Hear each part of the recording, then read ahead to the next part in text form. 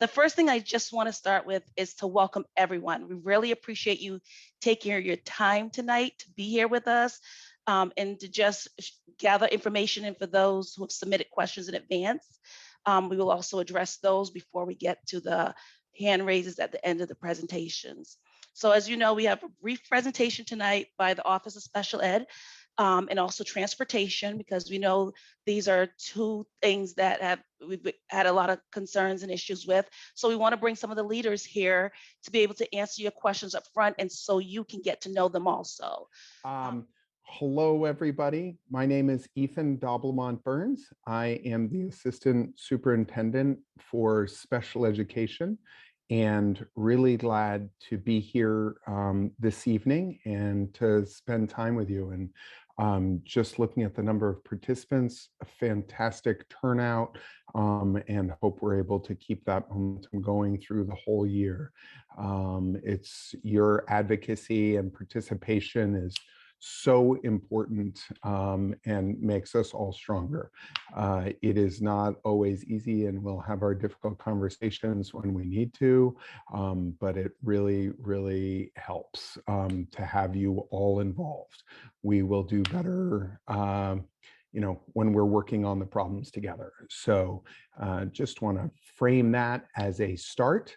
I also want to introduce, maybe she already did, Yashira Perez is here from our office as well. She is our family coordinator, a wonderful resource. So please reach out to either her or I if you have issues, and we would love to try and help you solve them, and so that you and your child get what they need. That's what we're here for, and we really want to try and make that happen. Okay, should I share? Yes, please share your screen. Okay, let me make sure I've got my tab open right. I'll be right there. Wrong one. Just a second, as my Wi-Fi piece was happening, I missed it. I'll pull it up.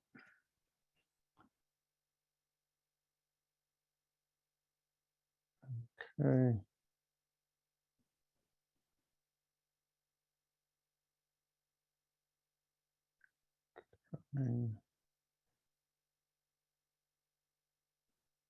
Okay.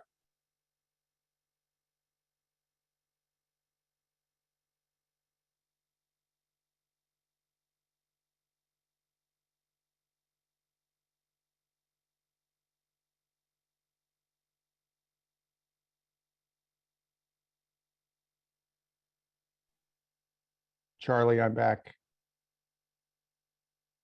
So he needs to be made co-host again. Sorry. Well, Ethan, do you need Yashi to advance your slides because of your Wi-Fi issues? That might be great. Yeah. Joshi, can you make Joshi co-host also? I am. Give me 1 second, you guys. Okay, great. I came home from the office because I thought it might be better here. There you go.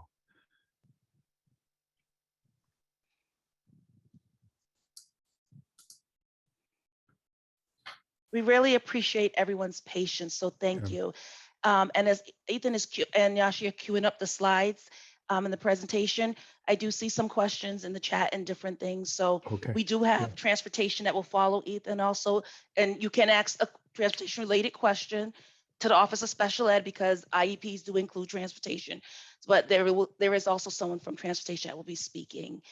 So those questions that are in the chat about what's happening with those late buses, that is going to be addressed too. So thank you. So Yashi and Ethan, if you're all set, we're good to go. Okay. All right. Great. There you go. Thank you, Joshi. All right.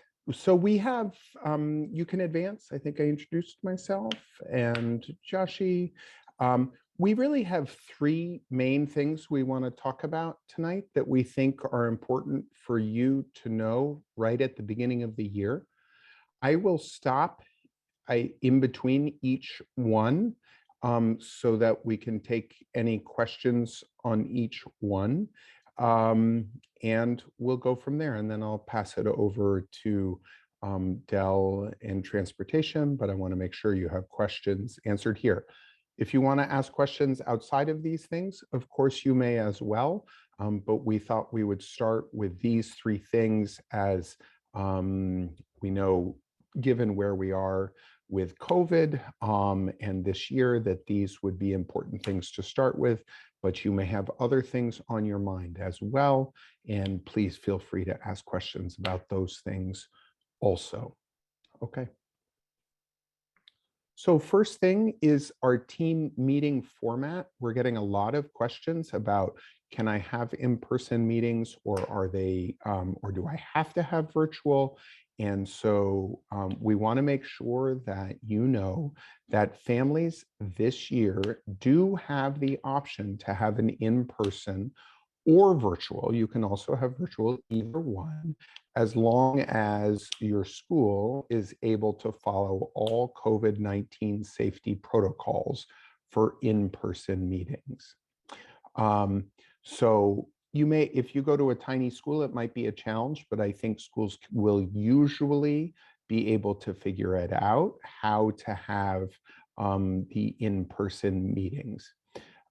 If you want to have an in-person meeting, please inform your child's coordinator of special education or the coordinator of special education assigned to your child's school. And if you don't know who that is, you may just call the school and say, can you please let me know who the coordinator of special education is? Okay. Am I still here? Okay. That's really just, I want to make sure that every family knows that you can have an in-person meeting if that is a very important priority to you. We found last year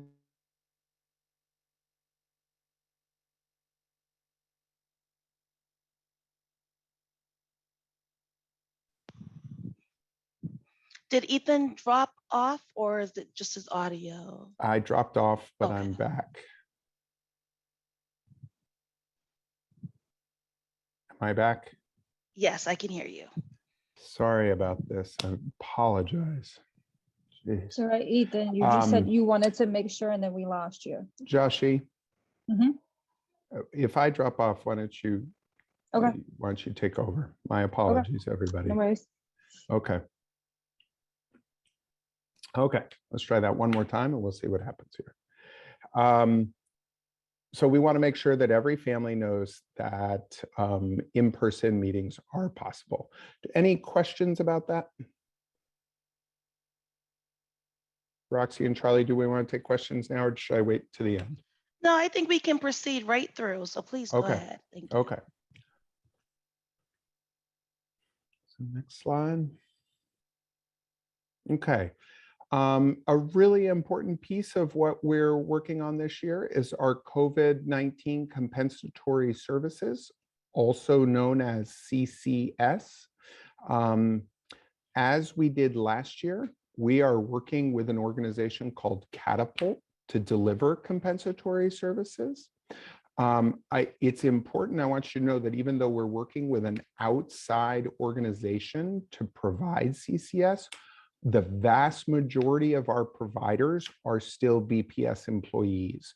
So we know that they have the training and the understanding to be able to deliver the compensatory services that are needed.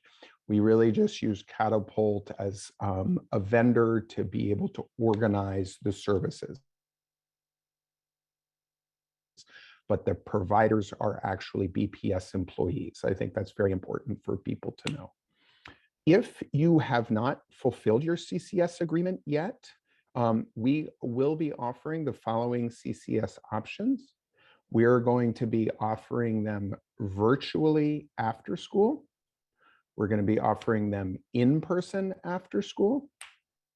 We're going to be offering them in person on Saturdays and in person during February and April vacation academies.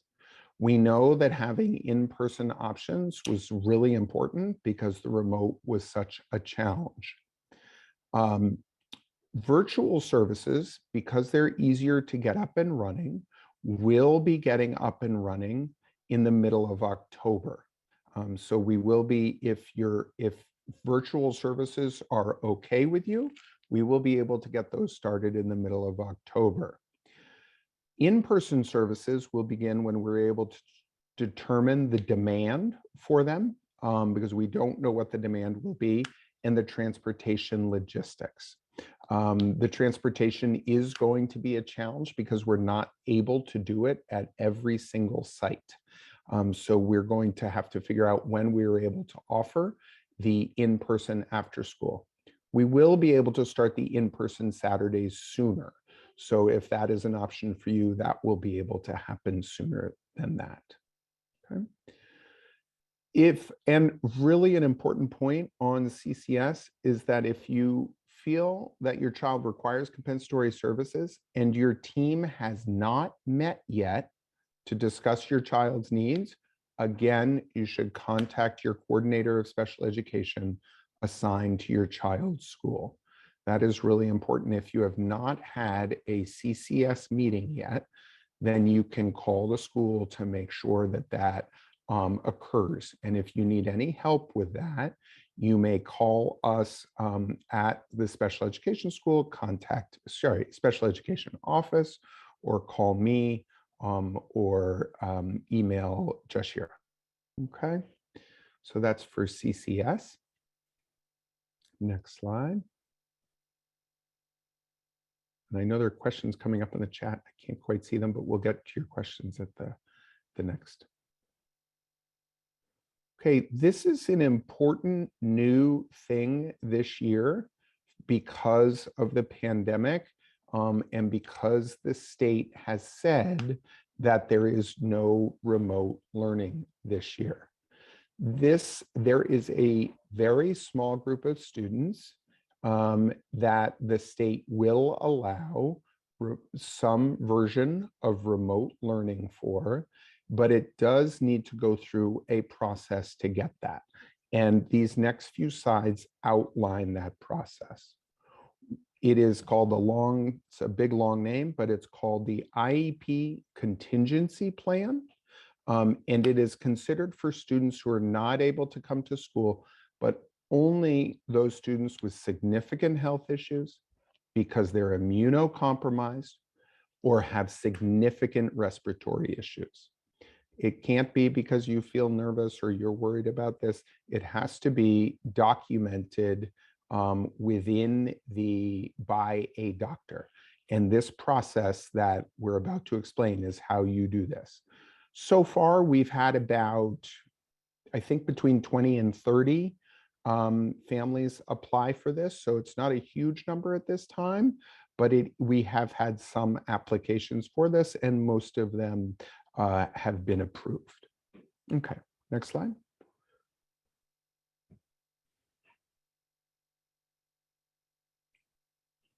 Next slide, if we can. Great, terrific. And so if your child is in this category, then we are able to accommodate those cases. And we'll outline that process. And some of the links are here on this slide, and this will be sent out to you. And we will work, just importantly, we will work with families individually if there are cases in which a sibling or family member is immunocompromised, and there may be additional precautions needed. So there is that. Once the form, and we'll go over the form on the next slide, is approved, then you will be approved for what's called the Home and Hospitals Instruction Program, and your child will be eligible for either the Ed Options Online Academy, or we may need to design remote at-home instruction supported by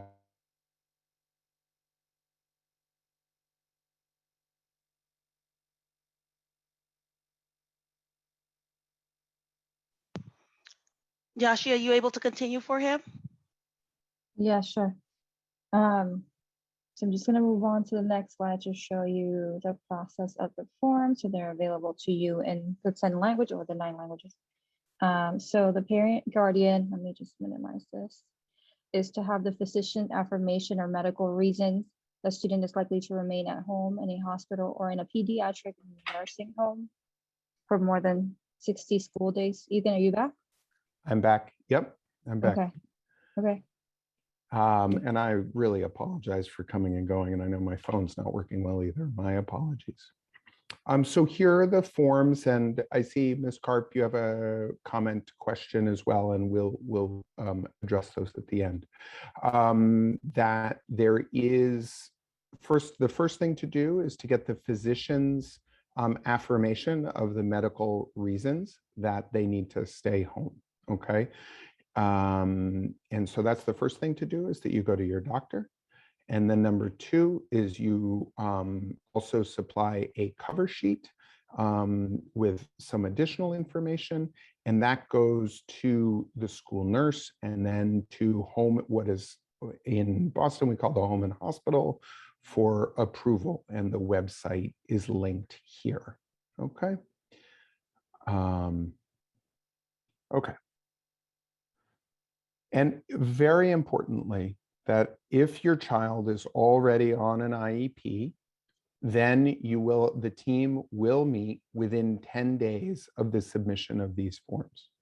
And then, just like any IEP meeting, those meetings will be individualized, and we will work to make sure that your child gets what they need. Obviously, we are working to have as many options as possible, but given the remote nature of it, we are still figuring out what is possible given that case. Okay. Importantly also, that if your child has been receiving home and hospital instruction, so if they were on it last year, you don't need to go through this process, and you will have a regular meeting to update and to consider what your child is getting at that time. Okay. And next slide. Or unless, Josh, if I missed anything. Okay. Okay, great. Thank you. Yeah. So I do see your two hands, and I'm just going to call up a couple of questions from the chat first. And Sandy, if you want to grab some also from the form in a summary format for the way it's asked. But one thing that I noticed was in the chat earlier was asking about if your child is not currently eligible to be vaccinated, you want to wait. So the question is really about if you want to wait for COVID compensatory services. Can you wait on it so that you don't have to start necessarily this school year or in the next few months when it may be available in person? Roxy, let me make sure I got the question. Can you wait for it to be in person? Is that right? Or can you wait until next year? I wasn't sure. Next year, because it's a twofold. Can you wait for the in-person? But we heard that was yes. Yep. But if the child is not vaccinated, and so when the younger children can be vaccinated, you want to make sure your child is vaccinated prior to starting COVID compensatory services in person. Is there a deadline, basically, regardless? Is there a deadline to start in-person COVID compensatory services? Yeah, I fully anticipate that we will be providing some compensatory services next year. So if you do need to have your to start, school year 22-23, I think that would be okay. I do want to say I think it'd be better if we can get it done this year, but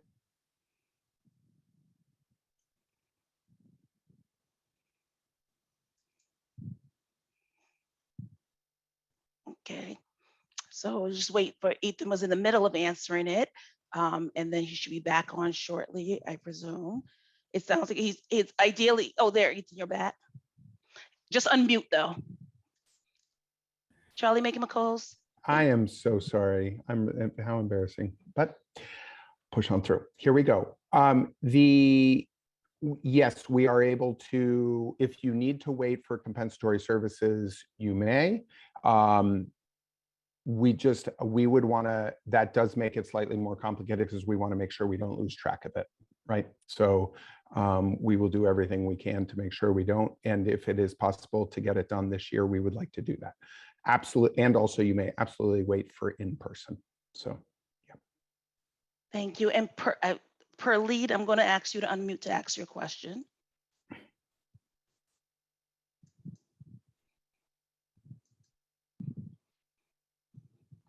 Go right ahead. Perline, are you able to ask your question? You're unmuted.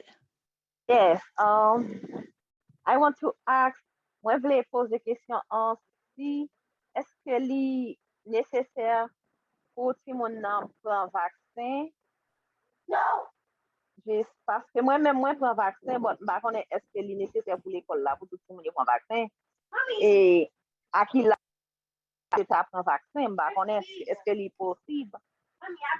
Ou bien, est-ce que li pas en obligation pour prendre vaccin? Bon, comme si tu en fais test COVID test dans et Matapen Community Health Center, mais tout simplement, je me demande pour te bon moi et résultat, yo pour sur ma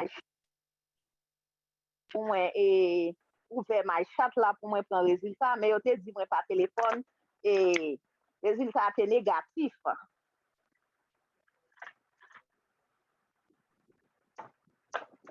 We cannot. Perline, are you able to get an interpret? Okay.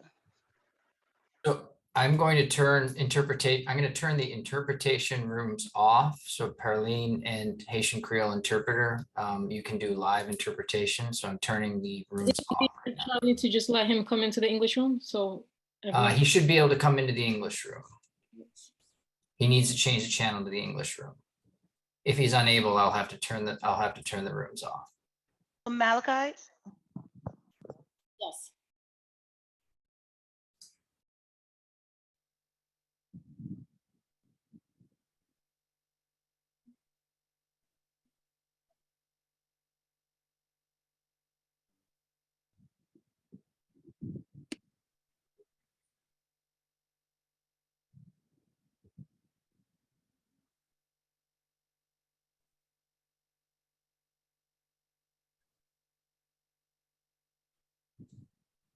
Perline, were you able to hear the Haitian Creole interpreter on?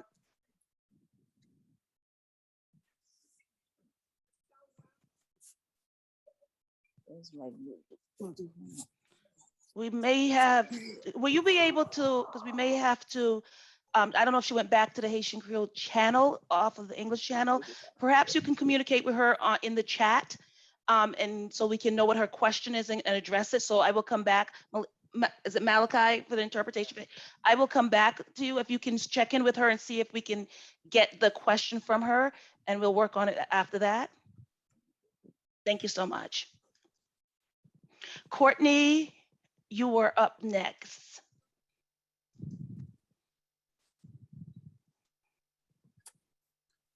Hi, and I know, Ethan, if it would be helpful for you to pull the slides back out because my questions were specific to the waiver slides. Do we lose Ethan again? Yashi has the slides. So Yashi, you'd be able to pull up the slides so that Yes. the one she wants to address. Which slide did you say did you want to? But it's actually sort of Yashi, both if you of them. start sharing it, then we can see it. So she can let you know which one. Sure.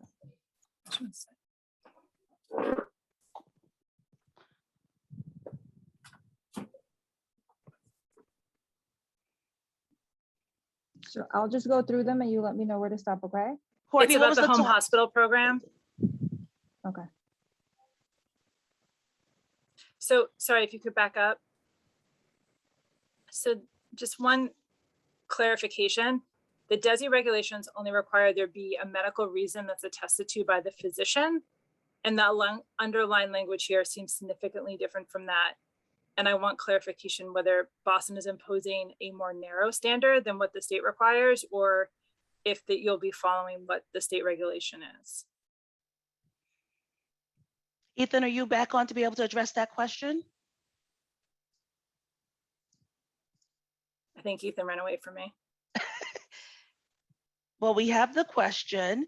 I'm assuming that Ethan is getting his Zoom back up so that when he comes back, we will address the discrepancy from the state regulation with the language versus the word significant being placed in there.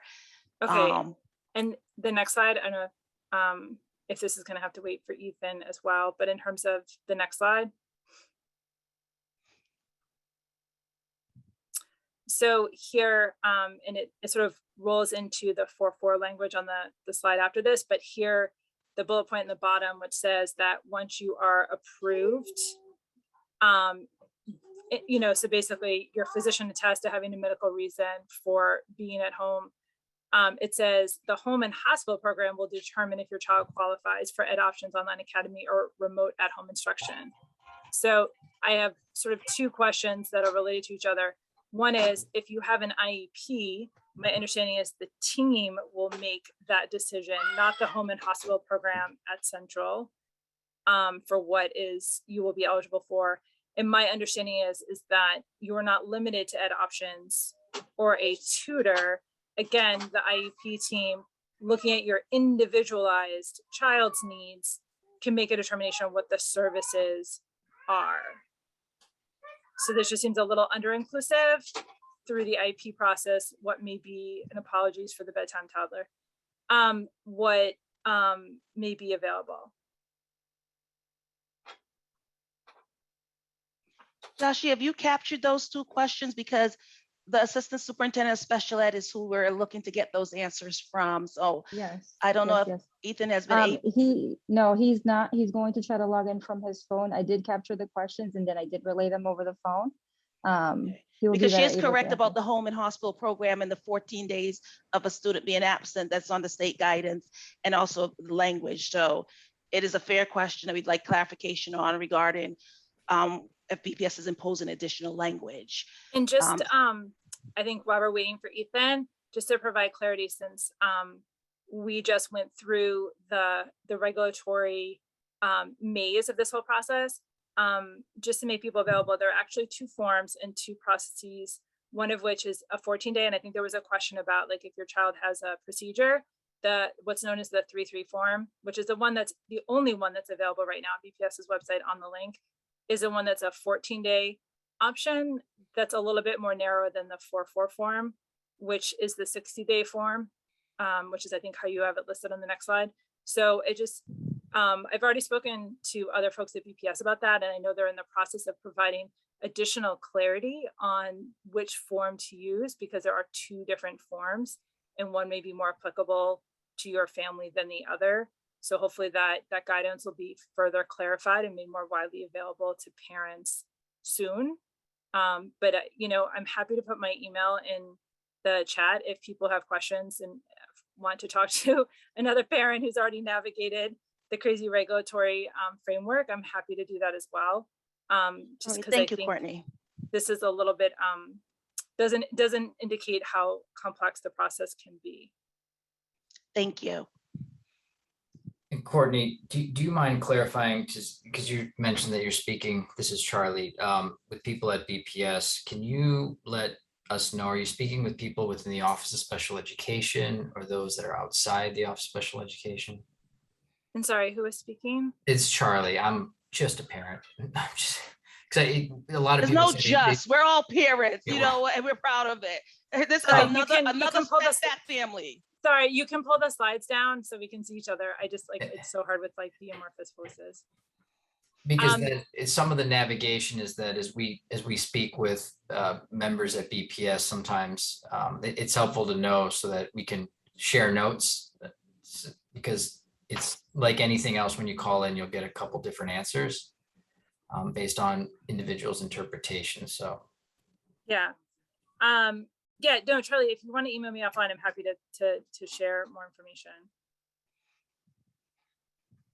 I would hope that, and I understand you want to share certain things offline, but so that, if there is guidance or there's information being shared with families and specific links, that we can all have access to them and share them. Yeah, no, I mean, the information I had access to was on Desi's website. It was simply that the way BPS had put the BPS guidance trying to frame this program on the BPS website was not wholly complete. And after some conversations with folks at Boston Public Schools, they have informed me that they will be further clarifying and include both forms on the BPS website.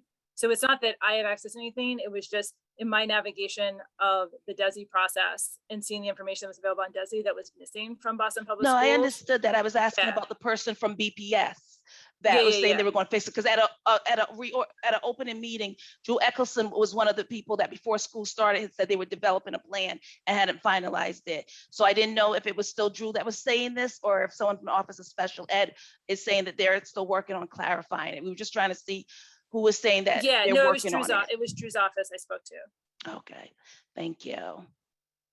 I just don't want to throw anyone under the bus. No, and it honestly, at the end of the Which day, is the Office of doubly Special funny Ed, with this group. the Office of Special Ed works for our families and our children for them to be Yep. successful. So, you know, and this is something that Drew had talked about publicly, and this was before school started, and we're now September 23rd, and the forms and the information to our families is still not clarified. So that is a concern. And Drew was going to be here tonight, but was not able to be.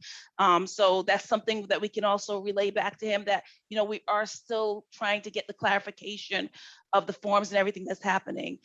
And I know Yashi is capturing a lot of this to share with Drew and with Ethan so that they can address these questions, because it's not meant to just put the questions into space. It's meant to get answers back and feedback. So thank you very much, Courtney. That is appreciated. So as Ethan is rejoining us, you said on his phone, I'm just going to try to see if we can get some other questions that you can capture, and then we can get, if Ethan's unable to answer them all and needs additional time to answer some of them, that we can get them back also. So I lost by the hands raised in the participant list. I hope this is in order. Liz Gomez. Good evening. Good evening. I have a question to ask. Compensation needs to be clarified, because is it compensation as opposed to ABA? Is it compensation of in-time class setting? Is it compensation to So kids? Liz, can I pause you for a moment to be just clear of what you're asking? Are you referring to COVID compensatory services or? Yes. Okay. Yes. Is it compensation for kids that are aging out, that missed a year and a half, 2 years in school? I mean, they say compensation, but they're not in depth defining compensation. Thank you. So a clearer definition from the Office of Special Ed of what is looked at. We know it's not one-to-one COVID compensatory service for every hour per se missed, but it would cover all the various services and how they're looking at it, and training the coordinators of special education that are having the IEP meetings, how to evaluate it, to come together with the families, to come to a plan of how many hours. Because it's one thing to say, yes, we'll be looking to do in person, weekend academy, et cetera, but how are you calculating and figuring out the regression, the hours, and the time missed is that question there, I think. Exactly. And another thing is that, what about the kids that have aged out or about to age out? Nope, those are all great questions. And the person that is going to be, we're looking to answer them. I'm assuming Ethan has not been able to come back on his phone, but we're taking track of all the questions. So Liz, I don't want you to think that I'm saying like we're not answering your question, but you know, the head of Office of Special Ed, I want them to speak for themselves of how they're addressing this with our families. So we really want to make sure they do that. I also want to be clear that we do have transportation on that. Delavern Stanislaus is the director of transportation. I know there's overlap with going to be some of the questions. And she has said that she does have a very hard stop at 8:30 too. So we are going to work on transitioning to hers too, but I want to make sure that people are able to get some of the questions out there, because Ethan is not here to answer them. And I think we got in a commitment for Yashi and Ethan that he will follow up with the questions too. Unfortunately, that he has not been able to rejoin us on his phone or on any device, 5G network, Wi-Fi, anything, that we may have to get these questions and post the answers following the meeting, or maybe do a video with Ethan answering the questions that we're not able to have him live answering here. Because, you know, they are meant to be, these questions and answers are not secrets. They should be open to all of our families to hear live. anything we post on our Boston SpEdPAC website, Liza, which just bostonspedpac.org. So we send out the communication. Also, when we send out the newsletter, we also have a link in there to where the posts are. So if people want to also start to throw their questions in the chat, so that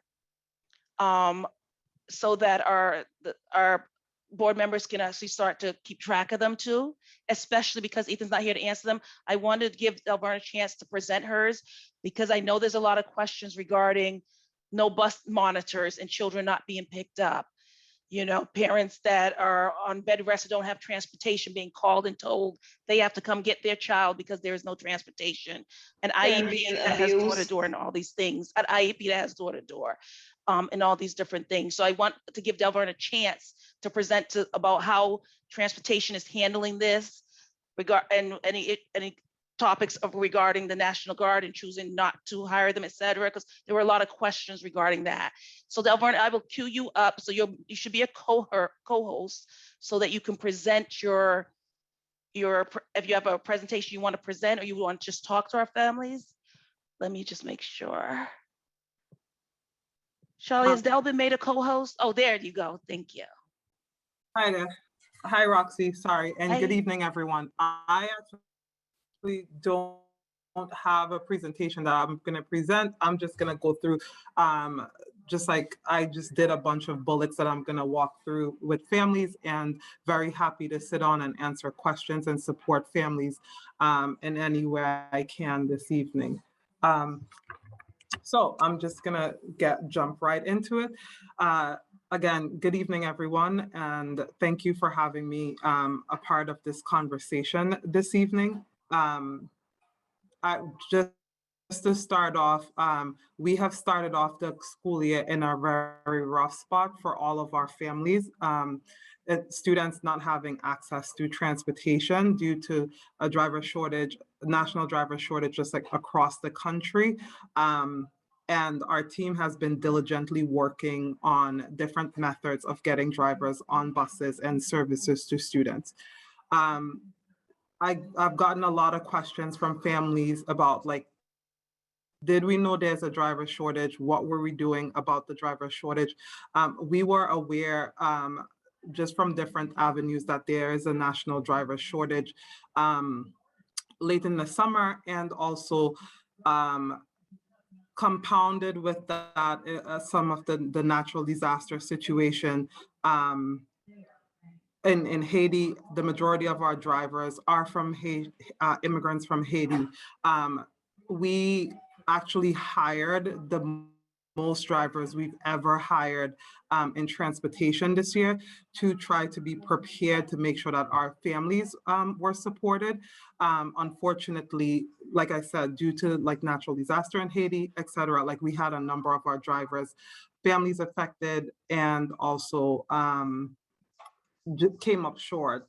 We're in the middle of continuing some of our hiring processes. We started off the school year. When we started the school year, we were short about, we had like minus 50 routes without coverage with drivers. As we are today, like we've really worked and get drivers back on the road, drivers coming in back from leave, et cetera. And we've been able to cover the majority of our routes. On day-to-day, over the past 3 to 4 days, we've been about minus 15, 16 routes that are not covered in time, or some of them not covered at all. And our team is diligently working with our contractor to get routes covered. The methods that we're using right now, we're hiring drivers. We should have 6 additional drivers cleared by Monday to get on the road. And just for context, folks would ask, like, what is 6 drivers? What can 6 drivers do for us? Usually 1 driver covers 3 routes in the AM, 3 routes in the PM. if it's out of district routes, 2 routes in the AM, 2 routes in the PM. So those 6 drivers can cover quite a number of schools, and we'll continue the hiring process. We have another 16 drivers that we're working to clear. And also the transportation team has been working across the district with schools to get student information that is not riding buses so we can consolidate routes. We were able to free up 8 drivers by consolidating routes, and that has brought us to a much better place than where we started. So right now we have about 2.8% as of yesterday routes that a driver has not locked in on, so that are still open, that we're working to get a permanent driver to cover. Another question that families would ask is, how are we prioritizing students with special education and door-to-door? Unfortunately, how we route our students, Boston Public Schools, our buses full, like it's full inclusion. So we don't separate out special education students when routing from our general education students. So unfortunately, stripping out special education students and covering special education students is not something that can be done with our bus routes. As buses are being cleared based on, we've been covering buses as we're getting drivers cleared up. Unfortunately, when we're covering buses, sometimes it's covered 30 minutes late to even 2 hours late on some days. It depends on when we're getting drivers cleared up to cover routes. Another question that a lot of our families would ask is about notification, like how families are being notified. So we use our robocall system to notify families about any coverage issues that we have, and we call schools. Some families report that they are not getting communication from our department. One of the things that we're working through with schools are the way how families information in the Aspen system is updated. So families must have updated phone numbers in the Aspen system in order to get communication from our department. So if that information is not updated, so we've gotten some flags from families and schools, and we've been able to support families in getting that information updated. So if you're not getting communication from transportation about coverage, you can feel free to talk to your school, who can then work with our welcome centers and updating phone number information. I'm gonna pivot now to bus monitors. Our team, the transportation team, has consistently and still continues to employ monitors.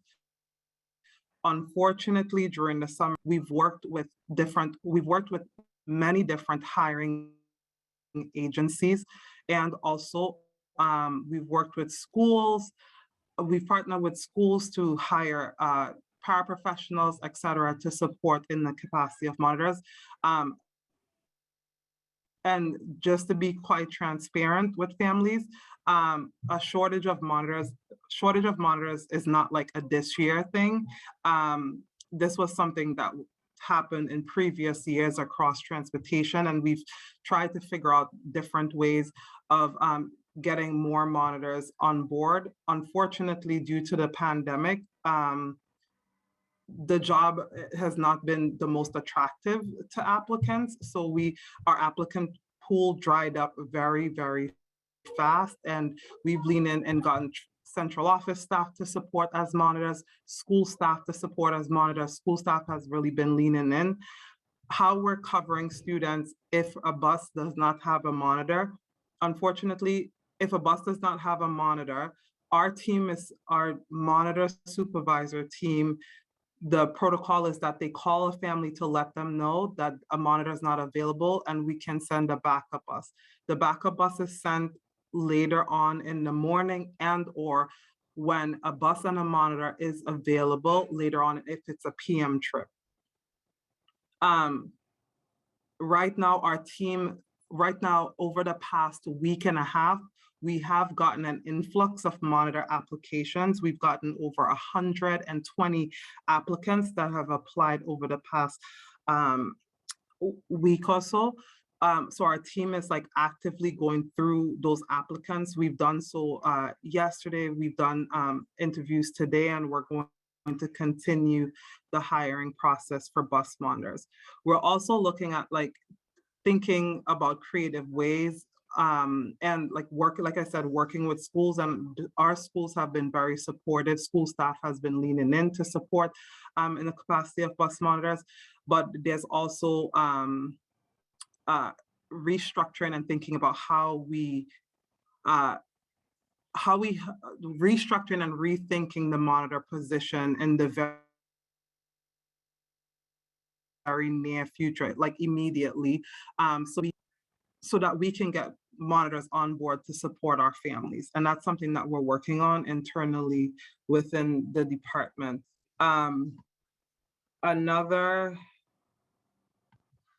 Something that was shared, a question that I think someone from SpEdPAC sent over and asked that I think it's important, is if nurses and the Office of Special Education does joint trainings with the transportation team. So the Office of Special Education does trainings with the bus monitors. So all of our bus monitors has mandatory training with the Office of Special Education team, also social emotional wellness training during the summer, Office of Equity, and do get seizure training, EpiPen, first aid. They go through this group of like mandatory training during the summertime. Del, is the training for your bus monitors the one-to-ones versus a general bus monitor? Is it identical? Or do the one-to-ones who are servicing some children that have much higher needs and safety concerns, whether complex medical issues and things, do they receive additional training? That's a great question. Thanks, Roxy. So the training for bus monitors, both general and one-to-one monitors go through the same training. Prior to COVID, what we started doing as a transportation team in collaboration with school, and something that we are going to restart, is that we had monitors going into schools to get additional training, because monitors do not have copy of student IEPs to know like the extent of like what they need. So we had monitors going into schools to get additional trainings from school staff that knows the students that are on buses better than, well, all of us do in the transportation department. So we started that prior to COVID, and that's something that we are going to restart in the month of October with our school-based staff. Thank you. And I noticed that in the chat, and I think also the questions about the National Guard and as drivers, because as you know, our children cannot continue to miss days. They can't wait for a bus to come 3 hours later. A lot of our special needs children, their whole day is impacted and ruined when that happens, and our families aren't. A lot of our families are not receiving communication. So why was it decided, if there's such a shortage and children aren't being picked up, not to utilize the National Guard as additional drivers if you don't have enough? Yep, that's a good question. So the National Guard can only provide services with 70 vehicles. And unfortunately, the Boston Public School transportation fleet does not have any 70 vehicles. All of our vehicles require CDL license and school bus endorsements.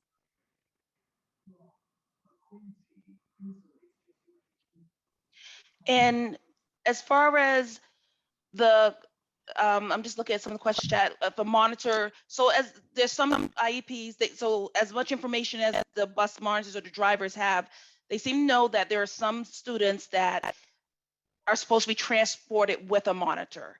So the children who the monitor is not on that bus that day, and these children are skipped, they're not picked up because even though there may be a driver and a bus, there's not a monitor. How are those issues being resolved? So so on buses where there's a driver, but there's With the not a IEP, monitor and a right, student. the on the IEP child- requires a monitor. Yep. So frequently our families will be told your child wasn't picked up because we didn't have a bus monitor. Yep. So how is that getting resolved? Because someone not having a bus monitor and a child not being able to be educated, that's a serious problem. So what is the resolution that you guys are providing for this? Yep. So we've been like I stated previously, we've been like consolidating our routes, repackaging our bus monitor routes so that there's more efficiency and we're able to assign more students monitors. Additionally, we're working through hiring monitors in the immediate. When a student is missed and they need a bus, we've been sending backup buses for families. And like I said, unfortunately, those backup buses are going at a much later time than we've been able to send them in the past due to the driver shortage. Thank you. And I know we have hands up also from OSE questions. Do we also have ones that are specifically for transportation related also? I just want to make sure, since Del does have to leave right at 8:30, but Yashi maybe will stay on to get additional Office of Special Ed questions. So I will start with, let me see where my hands up are.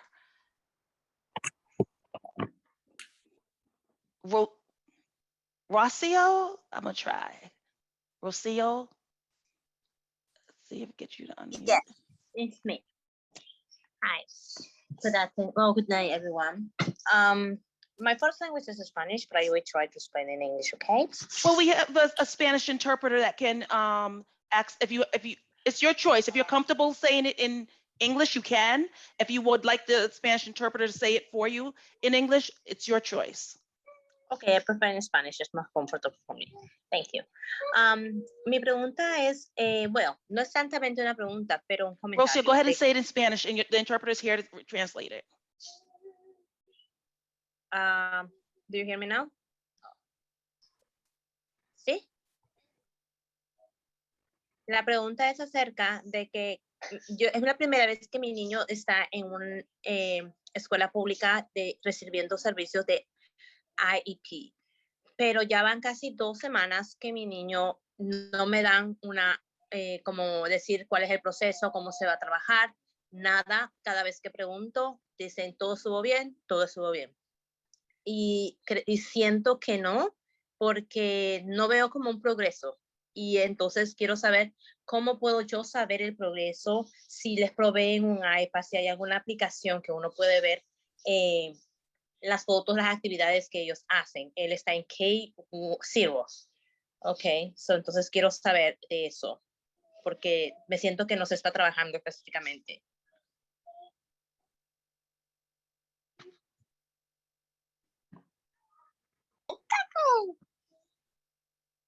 Yes, yes.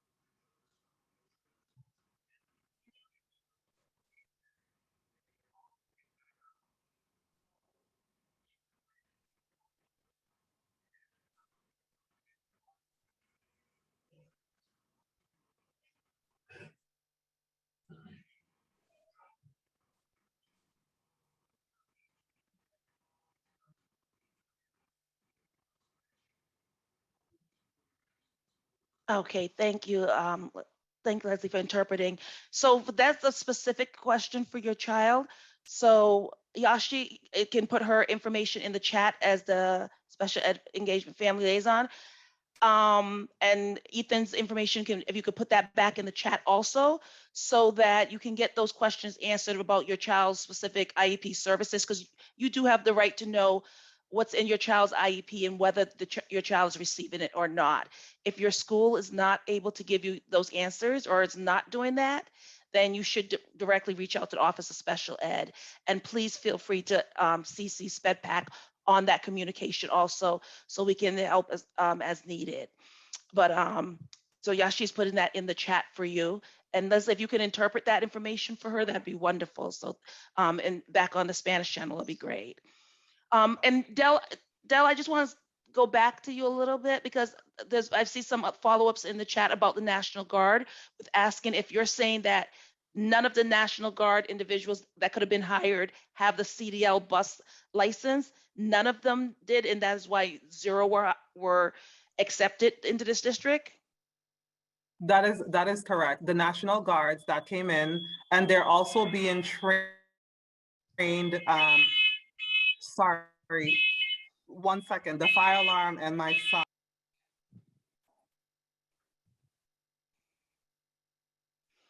So it looks like she is saying that that's the correct information. They would only be able to have the 7D licenses, which is the vans that the people can pass the test to the registry and transport children, and BPS doesn't have them, but she should be back shortly. Roxy, we have Ethan if you want to tackle a few questions during this time.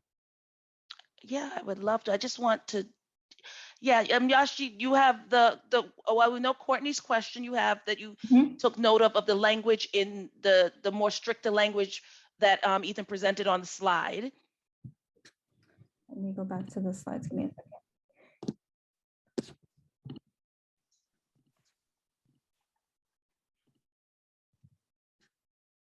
Right. I think it's one before this one.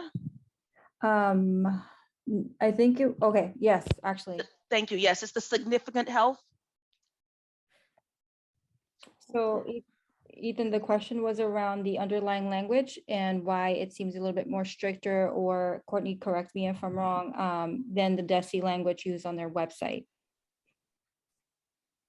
We will absolutely examine that. My understanding is that that was the language from the regulations, but we will be sure to check. We certainly didn't mean to have something misinterpreted, that this is language directly from the advisory that we got from DESI. So if it is not, we'd be happy to change it. All right, and then the other question, Ethan, was around the options listed below. So home and hospitals, why are they determining the plan for our students rather than the team meeting process, during the team meeting process? And are there any options other than these two available for families? Sure. And I understand that. So my apologies if that's the way it seemed. If your child is on an IEP, the determinations for what services your child will get will be made at the IEP team meeting. They will not be made by home and hospital personnel. The reason we put these options here is that we will be using those. We wanted to make sure we had a base foundation plan in place for students who were going to be able to use remote learning. For students who are on grade level or close to on grade level, we will be able to use Ed Options Online Academy, and you can learn more about that at the IEP team meeting. With regard for students, and there may be many of students who are in this category in BPS who are physically and cognitively disabled, so that Ed Options Academy is not really appropriate, then we are going to work through the IEP team meeting to have tutors through BPS to create a remote learning option so that your students' needs are met. And Courtney, we will definitely be in touch. Ethan, we got feedback that it hasn't been easy for families to navigate this on the BPS website, so we should definitely follow up. The other question was regarding COVID compensatory services. Families would like for information to be more specific. How long will COVID compensatory services take? Is it 2 years, 3 years? Students that are aging out, how are they going to be impacted during this time? Are COAS being trained to provide families the support? How do we evaluate how many hours was Yep. exactly needed, what services? How is the regression being calculated? Yep, all really good questions that many of the answers to that will be determined at your CCS meeting if it hasn't happened yet. If it has happened and you feel like you didn't get good answers to those questions, then we can certainly, you should certainly contact us and we can problem solve with you how to solve that problem.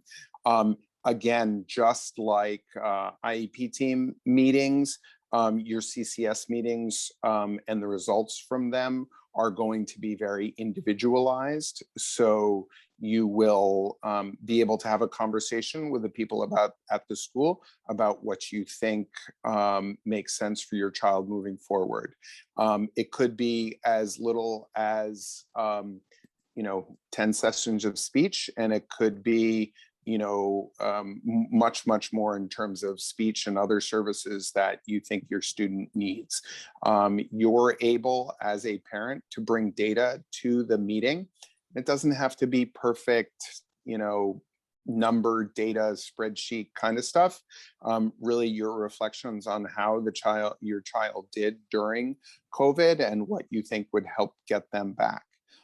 We have a lot of resources to be able to help students recover from the pandemic, and we want to be able to put those in place. So we want to be able to do that. Thank you. And I see that Del is also back from transportation. One of the questions there in chat regarding transportation too is transportation completely separate from BPS? And I think the person was also related to and I've heard some families say that they're getting buses to places that when they've already said they don't want a bus or to addresses they're not at. So as far as the streamline of the communication, is the transportation, how is that interrelated and how does that work out for the access to information? Yep. So one, apologies. I have my 9-year-old son and the fire alarm started going. My apologies. First, I just want to follow up on the National Guard piece of the question that I was answering. In order to drive the buses that we have, National Guard would need to be trained to get their CDL licenses and their school bus endorsement, and also training dry running the bus routes. The reason why the district turned down the National Guard, because the time that it takes to complete that work with a group of drivers with the National Guard, we would have already fully trained and released the drivers who we're hiring right now to be bus drivers on the road, who would be long-term employees within the operations. In terms of information sharing, so buses are routed, right, with information that the transportation team get out of the from the assignment system in Aspen. So when a family changes their address, if I change my address today, today's Thursday, so if I change my address today, the transportation team, I changed my address by 4 p.m. today at the Welcome Services, the transportation team will get the information tomorrow to route a student for transportation. However, that transportation assignment does not go into effect on the same day. So the bus that the family would have assigned to them will continue to show up, right, or continue to be on the road unless the family lets us know, like, they no longer need that bus at that address, right? And then we stop the bus from going until their new assignment takes effect. So the information goes from our Welcome Services team to transportation, from transportation routing to the bus contractor TransDev. So The transportation team that handles student data is in-house. However, we have a contractor, TransDev, that runs the transportation operation. Thank you. And I think another question I saw that caught my attention too there in the chat was about just with monitors not being able, are they trained to be able to even know how to unlock a wheelchair? Someone was mentioning monitors not even know how to unlock their child's wheelchair or lock it. Yeah, so all monitors that are assigned, all monitors that are assigned to a wheelchair bus, and all of our standby monitors who would have to cover any work, right, that's available are wheelchair trained. They're wheelchair trained during the summer. Thank you. And then another question, as far as how are they trained for children with masks, like who may be struggling with keeping masks on? What training or what information is given to the drivers and monitors of how to handle some special ed children? Yep, so the mandate for our drivers and monitors right now is a student is getting on a bus, right? If a driver asks a student, if the student does not have a mask on, drivers are given masks to present to a student, right?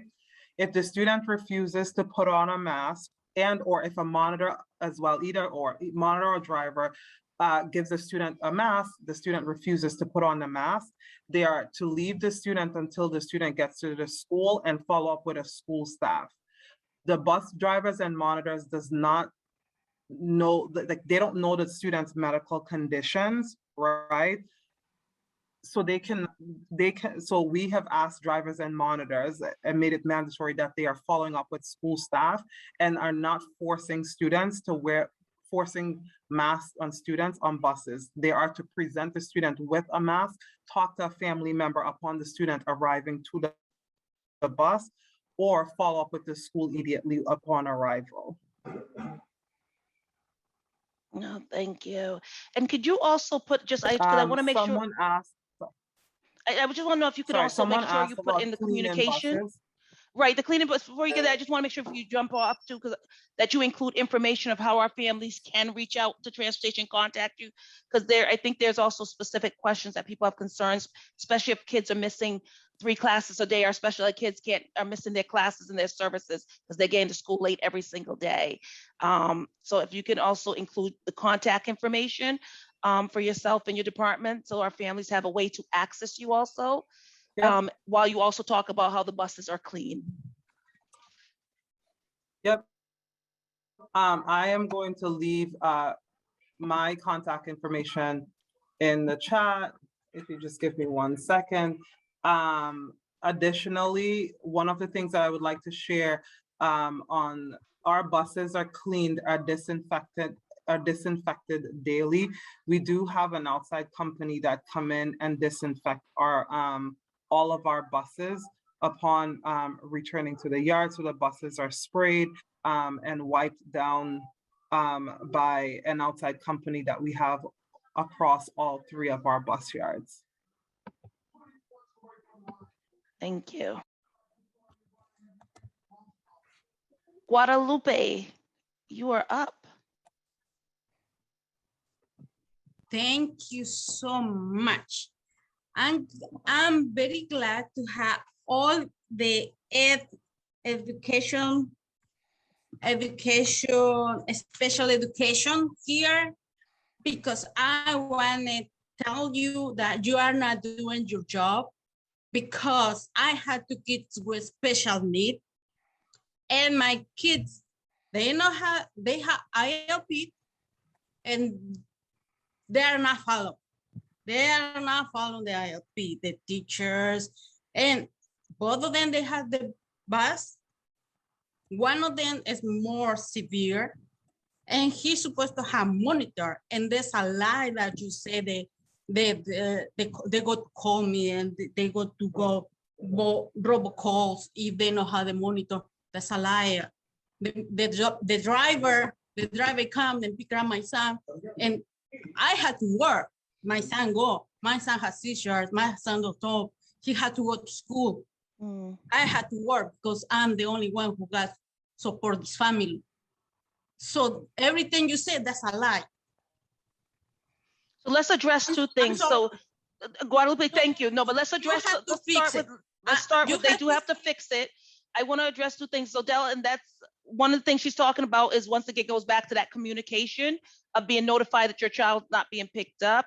And I think Lisa's comment in the chat, oh no, I think it was someone else, but about how do you, like, let's say you don't get that call, because a lot of families are saying they're not receiving that communication, that their bus is not going to come. Is there a way to check, or, you know, besides the track my bus, because if the monitor is not on there, the bus is still driving, right? Is there a way for the families to get that information if they're not receiving the robocall? Yep. So, in order for families to get in order for families to ensure that they're getting the information that they need, they would need to have the correct updated information in Aspen. If families are not getting communication from our department, like for example, mailers, emails, and or calls from our department, they would need to update the contact information that they have in our Aspen system. And additionally, I would just share this with families because there are situations where there's accidents, incidents, etc. on buses, buses running late due to accidents and or incidents, where we would have to like reach out to families, and a lot of times, right, the notification process is like extremely long, and or we'll have to wait for families. So we have to get Boston Police involved, etc., because of like information not being updated. So if families can work with schools to get information updated in the system, if your information is updated and you're not getting communication for some reason, I am putting my contact information in the chat. I'm also adding additional ways folks can get in contact with transportation. There's a number of ways we've expanded our method of like communicating with families in transportation. So in the past, it would just be the transportation hotline. Now we have like ways where parents and families can just like chat with a representative, can text, chat. Yeah, so that would be great if you could put all that in the chat. Yep. So our families can address it. Because Guadalupe was a two-part, right? Because Ethan is also about the Office of Special Ed, not following the school and not following her IEP. And because that's going to be a specific one, I would just ask that Yashira and you put your contact information in there again, because there's no excuse for not following a child's IEP. There just is not at this point. Yep. We will reach and- out to, I will reach, either I or Joshie will reach out to Guadalupe to check in about the IEPs and the specifics. Thank you. Galaxy 852, you're up.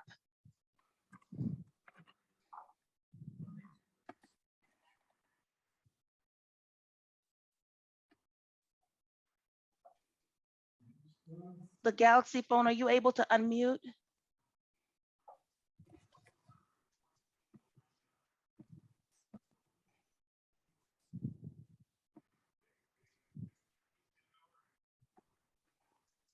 Okay, I'm going.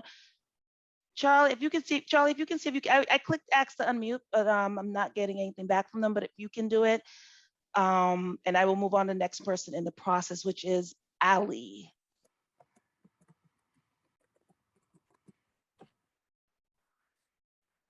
Hi, Ali, go can you ahead. hear me okay? Yes.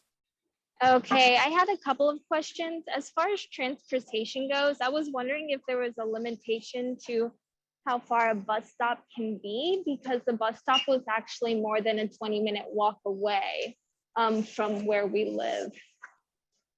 That's a good question.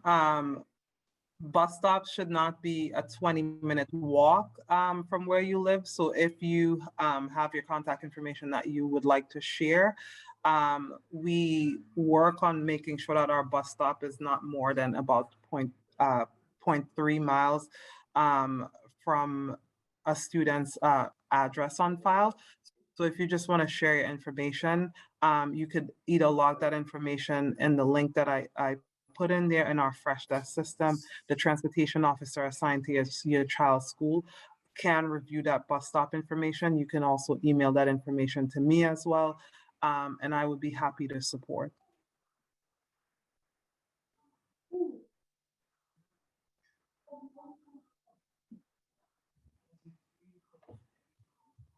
Roxy, you're on mute. I'm talking to myself. Oh, thank you. I'm sorry. Maria, you're up next.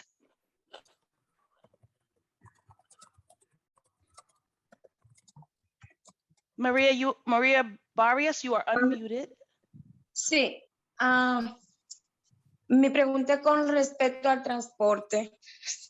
Yo tengo un niño especial, solo tiene 7 años, pero yo estoy luchando desde antes de la pandemia por un monitor para él, porque él le gusta correr en el autobús. Y los monitores que están en el autobús siempre lo que dicen es que ellos no pueden tocar al niño, pero yo me imagino que tienen que tener una forma de tenerlo sentado el niño, porque el chofer siempre llega peleando. Ya yo hasta conseguí una carta de la doctora de él y él todavía no tiene un monitor para él, pero a mí me preocupa porque si el niño se cae, entonces, ¿qué van a decir los monitores? No es que ellos no lo pueden agarrar, no lo pueden tocar, porque los niños ellos no pueden dejarlo andar corriendo en el autobús, para eso están ellos. Aunque no lo puedan tocar, tienen que tener una manera de cuando un niño es así, que le gusta tocar el chofer y eso, ellos deben tener una forma de mantenerlo sentado, porque son niños pequeños que ellos están luchando. Entonces, incluso otros niños agreden. Maria, one moment. I just want to make sure Leslie is able to translate. Okay.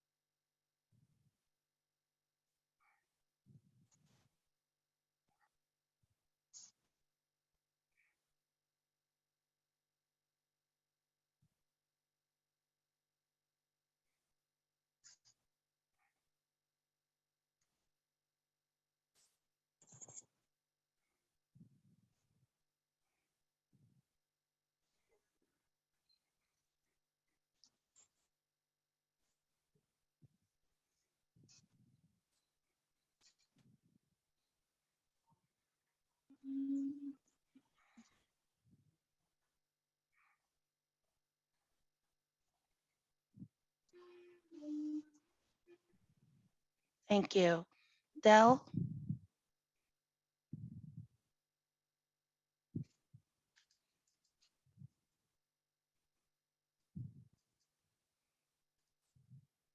Sorry, I was just struggling to unmute myself for a second.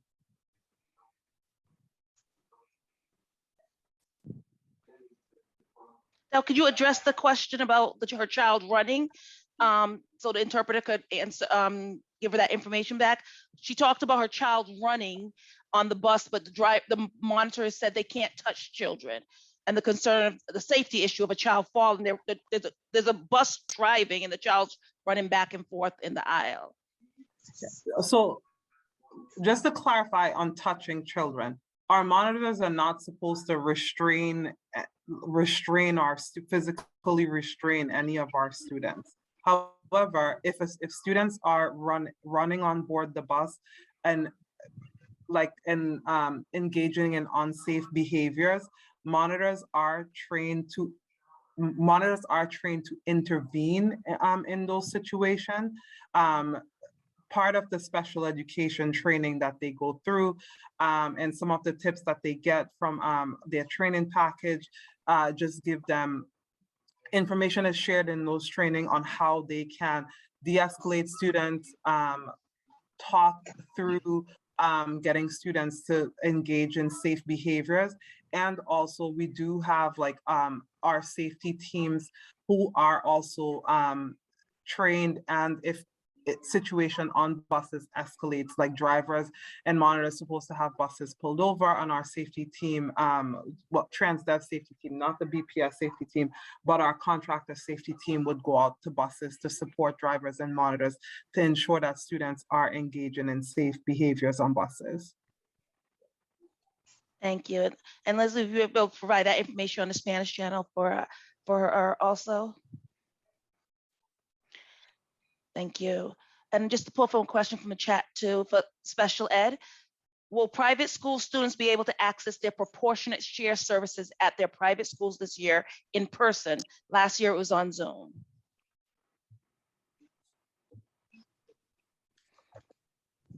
You're on mute. Yes, Yeah, okay, there we go.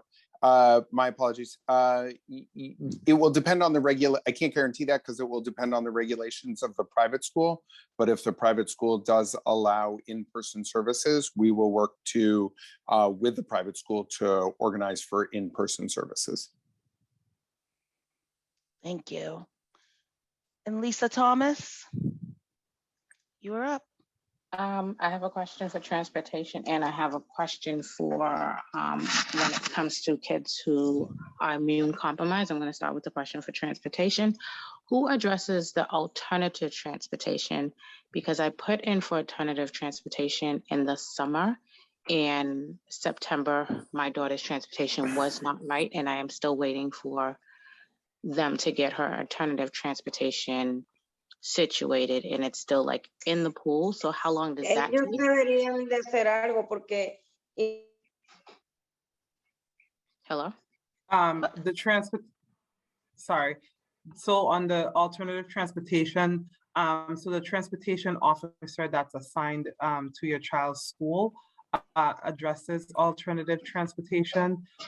If you would like to drop your child's information, if you want to private message me in the chat, I can quickly log in to our alternative transportation system right now. And so if you just want to shoot me a private message in the chat. Because it was put in since the summer and she's still not on her alternative transportation, which means Okay, Lisa, so yeah, if you can put that in the chat, she'll double check on it. And you said you had a question for the Office of Special Ed also?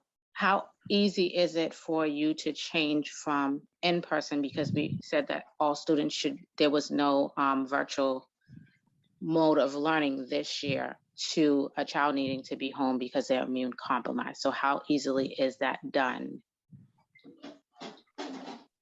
I'm sorry, let me make sure, oh, am I muted? Let me make sure I understand the question. Is the question is, how do you move to remote learning? Yes, how easy is it going to be to switch from in-person to remote? It will be, there is a fair amount of well, I wouldn't say there's a lot of paperwork, but there is some paperwork, and we've clarified the process in there, and happy to connect with you so that we can make it as easy as possible. And if your child's already on an IEP, then there will be an IEP team meeting to go along with it. So what is the current timeline once families have completed the paperwork for immunocompromised children to be able to get a remote option currently? So it's 10 days. We have to have the IEP meeting within 10 days. And then we have to move to the determine what the services are. And so the timeline after that can depend on what those services are. Thank you. And I just want to be mindful of the fact that it is 8:40. I know there's some questions in the chat. All the hands that are raised, and if Ethan, you can stay on a little longer. I know, Del, you said you had to go. Sure. But if Del, you can also even look at some of the questions in the chat, or if there's anything you can add in the chat. So people have been asking transportation questions, because I want to give those who can stay on an opportunity to ask questions. And I'm purposely going around to make sure that those who haven't had a chance to ask questions yet get to ask at least one question before going back to those who have had an opportunity to ask the question. So next up is Dan. Oh, well, let's see. Hey, there you go. Yes, hi. I had a question. What is CCS And the other thing is, I think that I ran into this problem pre-COVID of transportation not notifying me because I have 2 children that have IEPs, separate schools, that I ended up had to notify them that they need to call me because I'd have to be like, where's my bus, and call. And then you stay on the line sometimes with transportation for an hour to 2 hours. Nobody has that kind of time. And then thirdly, when a child's being late for school because there's bus shortages, no monitors, so forth, what is the school doing to ensure that their needs are being met in terms of on their IEP? Is that going to be like tallied at the end of the year? So yes. I can answer the non-transportation ones. CCS is COVID compensatory services, so that if you feel like your student, struggled or regressed during the pandemic because of remote learning or other reasons, then you are able to have a meeting at your school with the special education staff there to determine what services might help remediate that learning loss. And so if you haven't had that meeting and you want to, you should absolutely call the school and say, hey, this meeting didn't happen and we need to have that. That would be a separate meeting other than your IEP meeting. It can be a separate meeting. It can also be tagged on to the end of your IEP team meeting. You can do that either way. Thank you. And Del, the component about the calling transportation and it being on the phone for 2 hours and the so our current hold time in transportation, has not been anywhere close to 2 hours. Our current hold time, like max hold time for some of our parents at peak time, can be about 45 minutes. We have done several things in some areas to cut down the time in which parents are sitting on hold. Our average hold time in transportation, however, is about 11 minutes. There are other ways for parents to get in touch with transportation. There is like we now have a system that operates like the 311 chat system where parents can just chat us if there is an issue. For non-urgent issues, we try to ask parents to utilize like the Fresh Desk portal, our email system, so their transportation officers is getting that information directly, so that the customer service staff can support parents on the phone line. Also sending out push notifications to parents about uncovered buses through the robocall system has significantly dropped the whole time in transportation. So when we started the school year, where there might have been a 45 minutes hold on the first 2 days of school, and that's a smaller group of parents during peak time. Right now, our hold time has significantly dropped across the operations.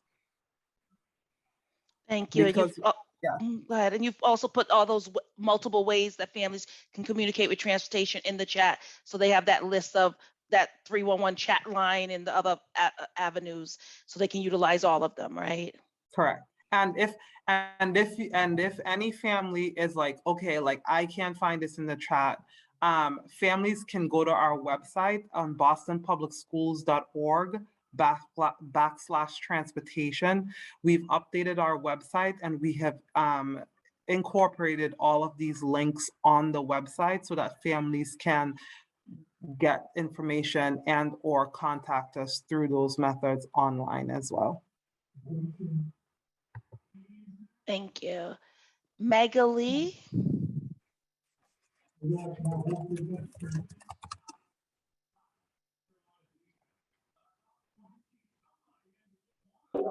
Hi. Hi. How are you? I have 2 questions. Yes, hi. Go ahead. I got 2 questions. First, it was the COVID because in my house I got sick and my kids got sick. Everybody got sick. So my son, I sent him to school, but I couldn't have a test done because his doctor and his nurse said that he was able to go to school. So, and where he had the COVID test, they just wrote a letter that he was able. But when I took him to school, he still has like the body aches, the headaches, and the belly aches. So one of these days, he fell asleep in the classroom because, you know, he didn't feel good. So then I mentioned it to the nurse that this is the effect of COVID. But, and then I asked him, when are they going to do another COVID test? So Magali, what is your question? About the COVID, that he still have effects. So you're talking about long-term COVID, or you're talking about the school did not stay, because he didn't, if he was exposed to someone, are you talking about they didn't follow the protocol of the stay and test? Well, they haven't done the test yet, because when I was going to take him to his doctor, he said, oh no, it could stay in his system for 3 months. So they didn't want to do it. Where he did the first test that he was positive, like a month ago, they didn't want to do it too. So I'm asking, when is the school going to do it? Because I still want to know if it's still positive or negative. So Ethan, do you want to address the testing of a child who was previously tested positive and seems to be having some of the long-term COVID symptomology of still being very exhausted, and what the BPS policy is with moving forward with a child in that circumstance? Yeah, I would just, I mean, first thing, I don't know the details on the testing. I do know that pool testing has started, and that, but I think the most important thing is that you have a conversation with your nurse at the school and make sure that she knows your child's situation and you feel comfortable with the information that the nurse is giving you. And if you don't, you know, certainly have a conversation with your doctor. But we certainly want to make sure that you're comfortable and your child is safe and the other children are safe. We do have quite aggressive testing in place. And so we want to make sure that we follow through on those protocols. Thank you. And Courtney, we're coming back around to you. Thanks. Ethan, I just wanted a chance to kind of rephrase my question because I'm not sure your colleague exactly got it right, or at least have an opportunity to kind of expand upon it. I did just want to come back to language and really for the benefit of the parents and caregivers still on the call, that the DESI regulation obviously existed pre-COVID. The process exists outside of COVID. And so the 4-4 process is really for any medical reason that they would have to remain home. And so the specific question was, the underlying language there was very narrow to autoimmune or respiratory. And, you know, particularly where we're having lots of public conversations around mental health parity as well, I just want to be clear, there's sort of a two-part question, to be clear that the DESI regulation is much broader than what the language that was on the slide. It's fact. So my question is really, will Boston be approving these waivers using the broader DESI standard, which defers to the treating physician, or is Boston imposing a more narrow standard than the state? So, and I appreciate the question, and I will look closely at the language. If I'm not mistaken, and I will check that we got the language from the slides from Russell Johnson from the state, but I will confirm that that is true. I'm looking at that same slide deck as we speak, and I'm reading off of it. Okay, terrific. Then we will take a look, and I'm happy to have that conversation. We in no way wanted to sort of create a more strict standard. Our understanding was that we were working according to the guidelines of the state. And if we misinterpreted them, we're happy to look at them. And if we look at the ones that have been approved so far, I think, you know, we think that the doctors are interpreting them appropriately. And then I just wanted to follow up with Dal at a transportation question. It doesn't affect me, but I don't see her. Did she drop? She is here. There she is. I see her now. She just moved on my Brady Bunch. I'm also working through. I'm just trying to work through some other questions where folks are private messaging me their kids' information. So you had said that the in CDL the chat, was a but barrier to the National Guard coming in. Yep. But the RMV provides a waiver process from the road skills test and whatnot, making it more of a paperwork problem for military personnel to get a CDL. So again, I just sort of want to come back to that. Like, that doesn't seem as big a barrier, given the severity of the problem, to get access to some of those bodies in buses. Okay, so to share with you how our process goes for bus drivers, the bus drivers that we hire in-house have to come to us with CDLs and school bus endorsements and a certain number of like training hours when we're hiring them. The time on which we would have to like even go through the RMV process where military personnel would also have to get their school bus endorsements, and our safety and training team would then have to come in. We'll have to pull our safety and training team to train this group of drivers for a short-term solution where our student terms, right? The drivers that we have in our pool that we're currently hiring already have their CDLs and school bus endorsements. So they're just going through safety and training. So we're able to turn that around much faster than pulling off all of our trainers to then for military folks to CDLs to go through the process of getting school bus endorsements, and also then pull our trainers off to train them for a short-term coverage solution. And then we still have to work through figuring out how we hire drivers for long-term solutions and to cross long-term. Okay, and I guess just one follow-up question. So I'm not really sure what a school bus endorsement is, but again, I would just say, is what you're saying that all the other school districts have similar or different requirements? I understand the van situation where you don't need a CDL, but to the extent that you have yellow buses in other school districts, the National Guard's not driving those? Or is Boston standards unique, or is it just that aspect of it? So all of the other districts, the military personnel are driving 70 vehicles. They're not driving regular school buses. Okay.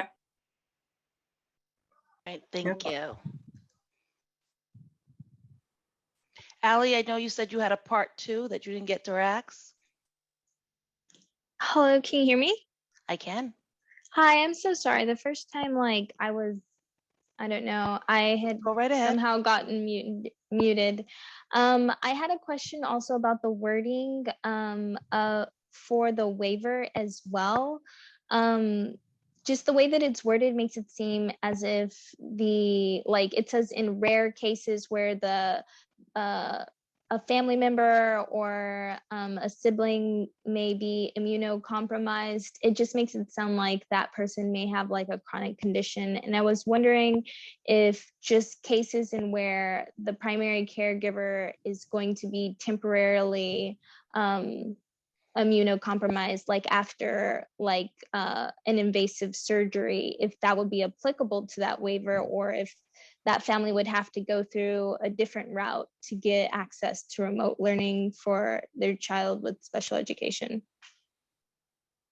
So if your child has special needs and you're in that situation, this is actually, the IEP team meeting is actually only required in a case where the student is anticipated to be out for more than 60 days.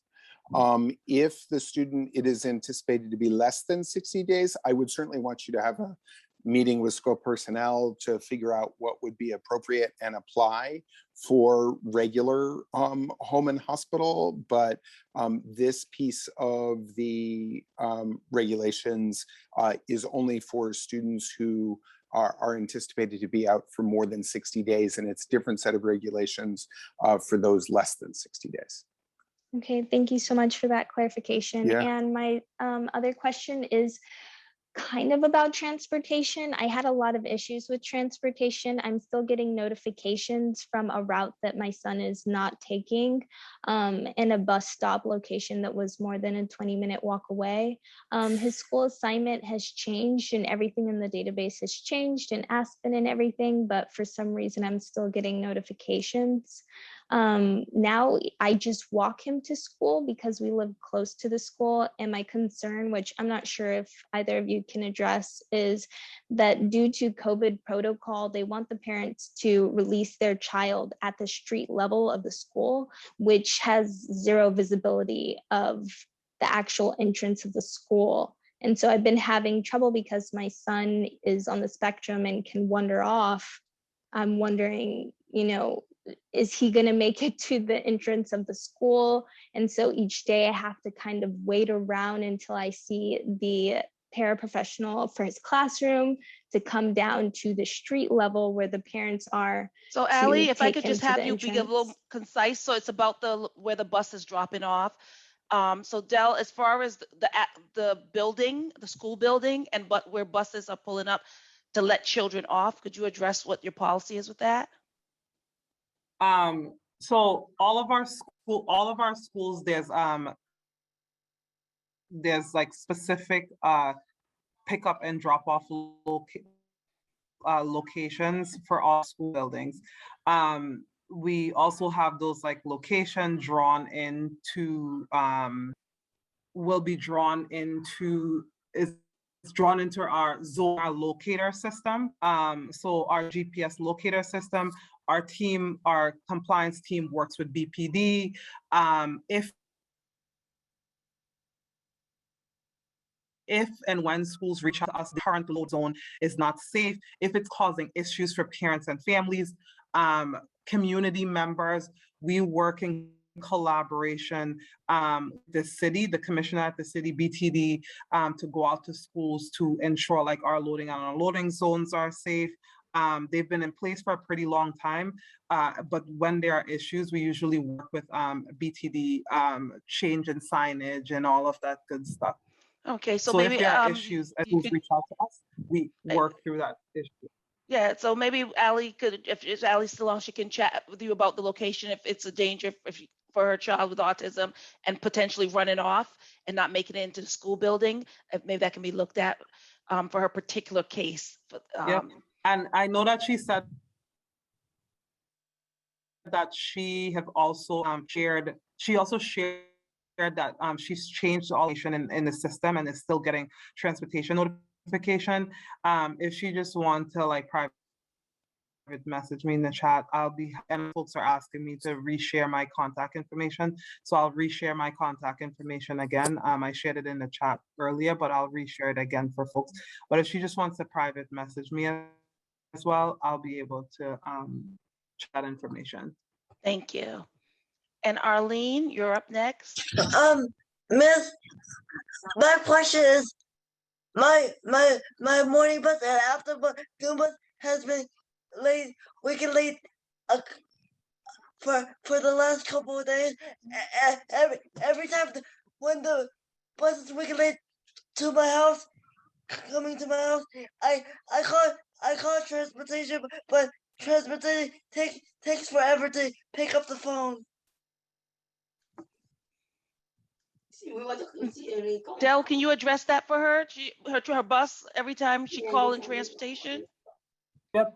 If she wants to share student information, I see Bethany. Thank you for resharing my information. Wants to shoot me an email with student information that I any like tardy issues with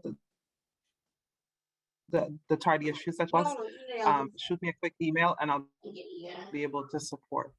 Okay, Arlene, do you see Del's communication or email yes. in the chat? Okay. You know what, Del? I'm gonna send you an email regarding my transportation if it continues to be late. Good, thank you.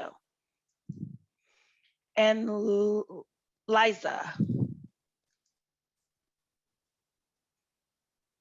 Liza, why?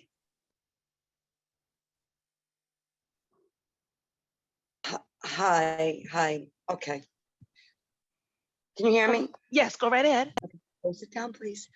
I don't know if I'm just so confused and frustrated, as I'm sure many of us are. I don't know if this was answered.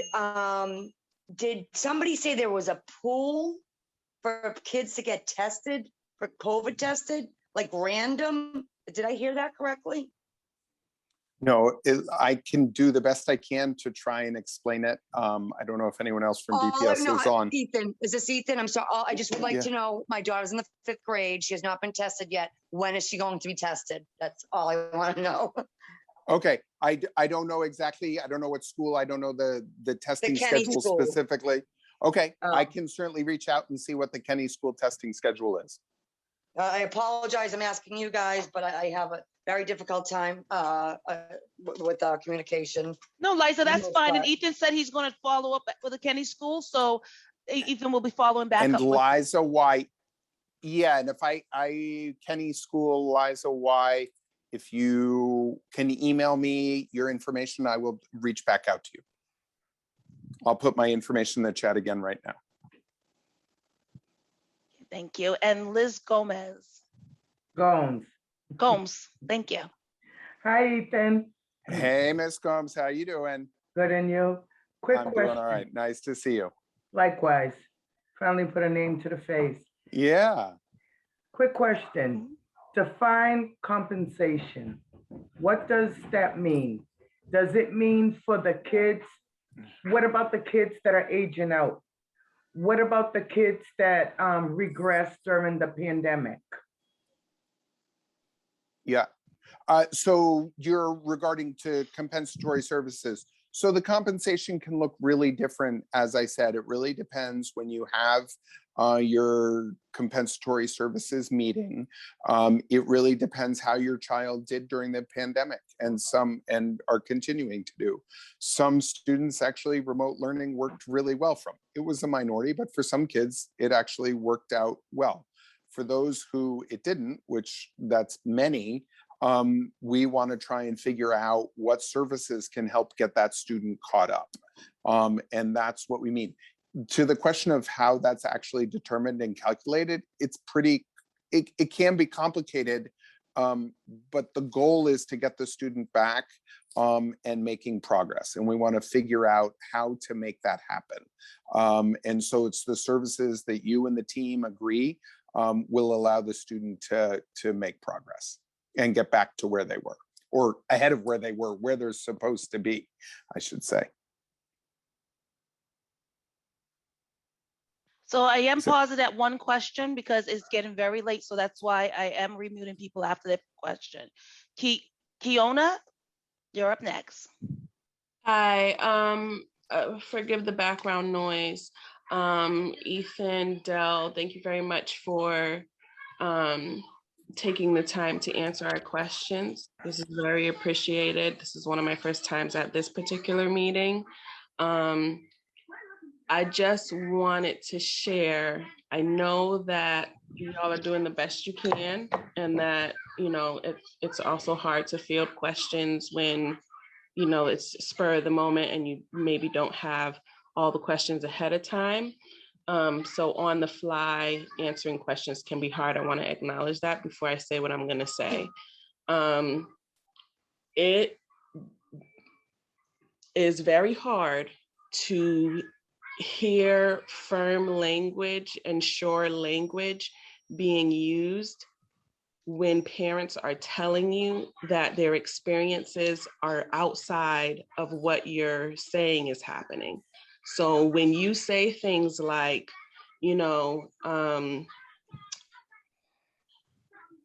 folks should be getting calls and things like that, and then you have several parents in the chat saying, I'm not getting a call, I'm not getting a call, or when you say things like, where our schools are involved in rolling out robust testing or things like that, making it seem or imply like the testing is going through or should be going through on a regular basis.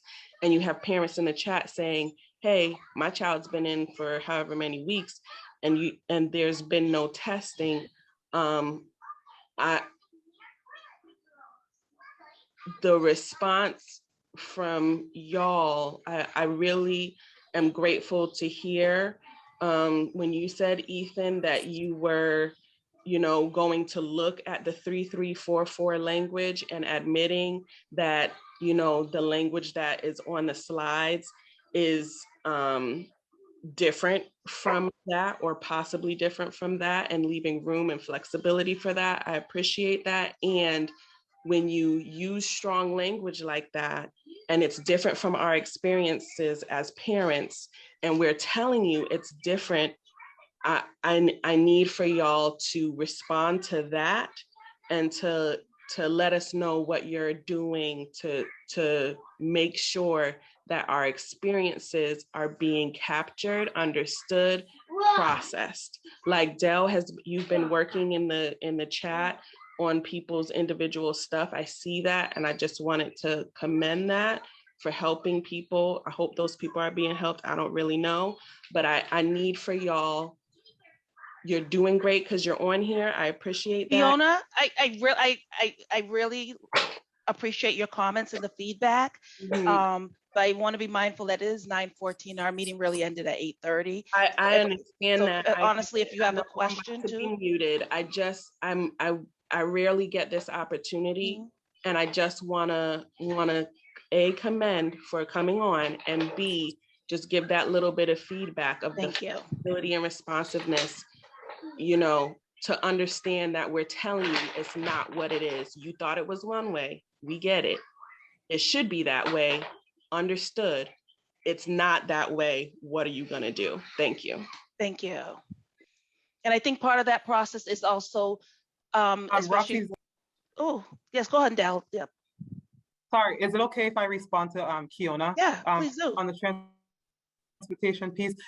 So one, just as the director, the head of the transportation department, like I do take accountability for and also parents sharing, right? So I know 100% that we are sending out communication, and not all families are being communicated with, because like we don't have everyone's updated information in our system. And I just want everyone to know, right? There are policies, there are procedures in place. Is every single body on my team following every single policy and procedure that's in place? Sure, like across the operation, not every single body is doing so.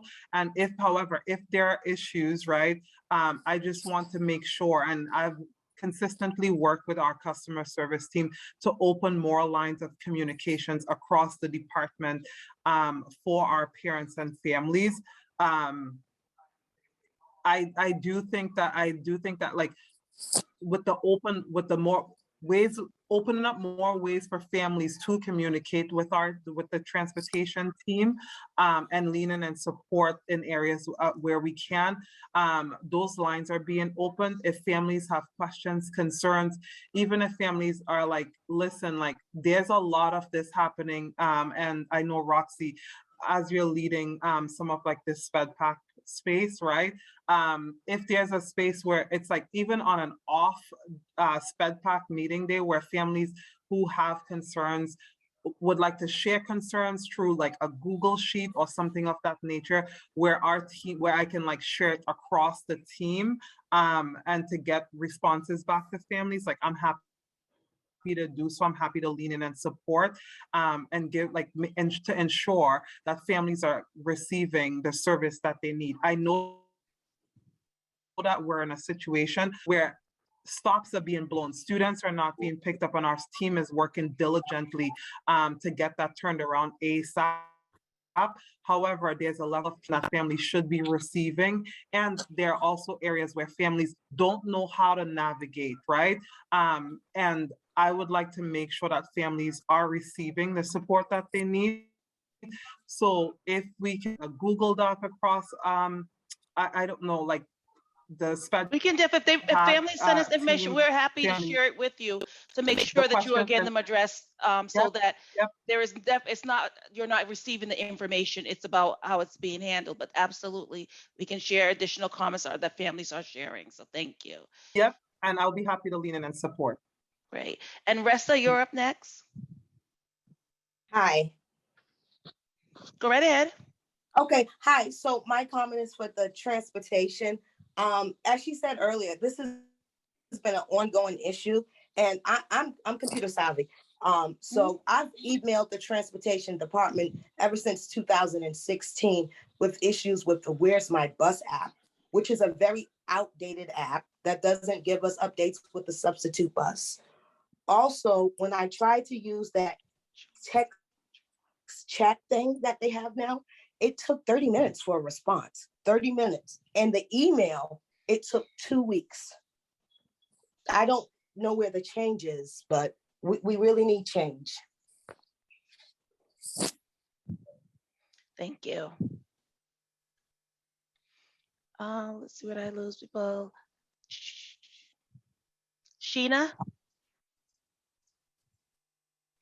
Hi, I have issues that have been going on since school started with bus monitor on the bus, not on the bus, on the bus some days, not on the bus. And my daughter has in the IEP stays one-on-one. She's been getting beat on, called names, been called out her names, and I've been sending out numerous emails and I haven't been getting any answer.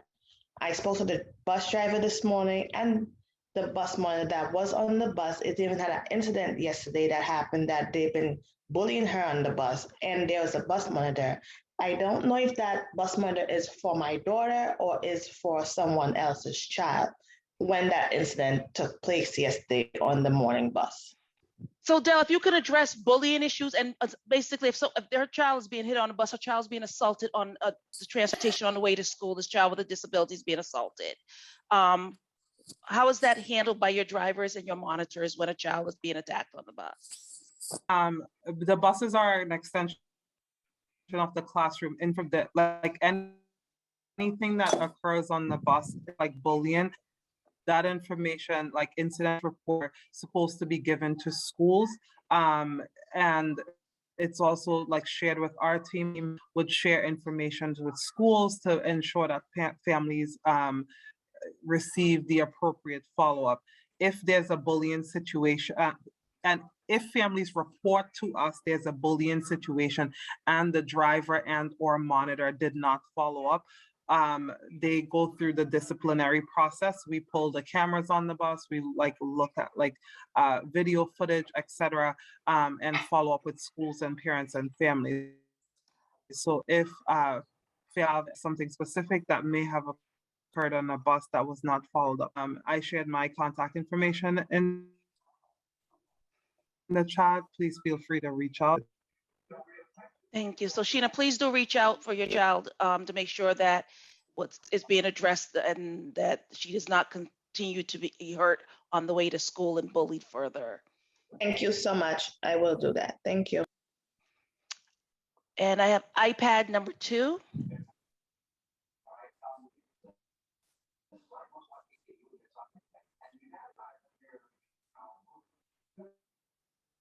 Go right ahead, iPad. Hi, I have a question about, can you hear me? Yes. Okay, I have a question about absences when like my daughter and my son go to 2 different schools, and it's like each week there's like 2 emails about kids have someone having COVID that entered the building. And I'm concerned because, I mean, I know you guys can't say who it is and so on, so we just have to go by the emails. And I keep my kids home when I get that email for like 2 days because I want to make sure they're safe and we're safe. How is the absences gonna be excused, or is there still like so many days that they have before they like flunk for the term or something? Thank you. Ethan, can you address the absences?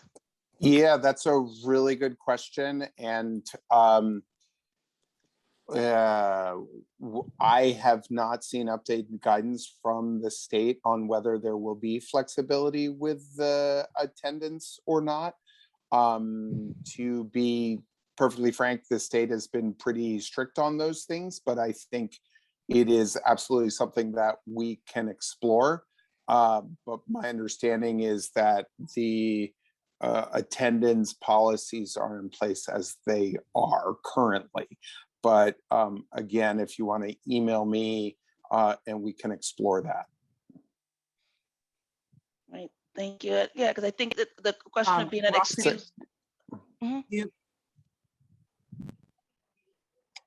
Sorry, do you mind if I just jump in for 1 Yes. second?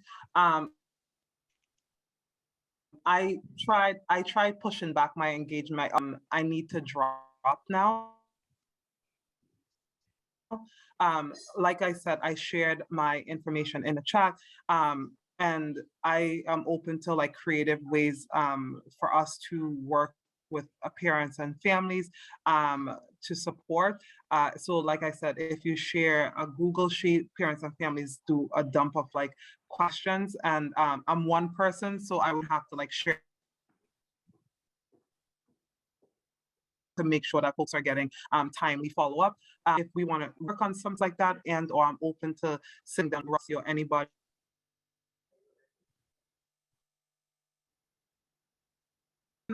more open conversations and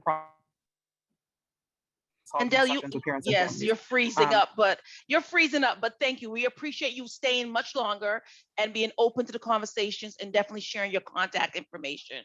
So the families can also directly reach out with their specific concerns to you. So thank you for extending it. We appreciate it.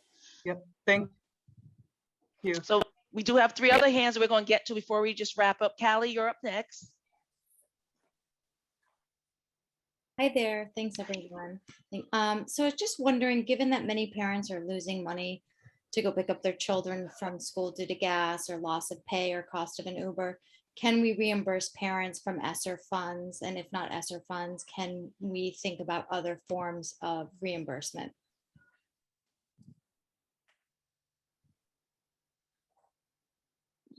I don't know. I know Dell just dropped. You can hear me? Yeah, sorry.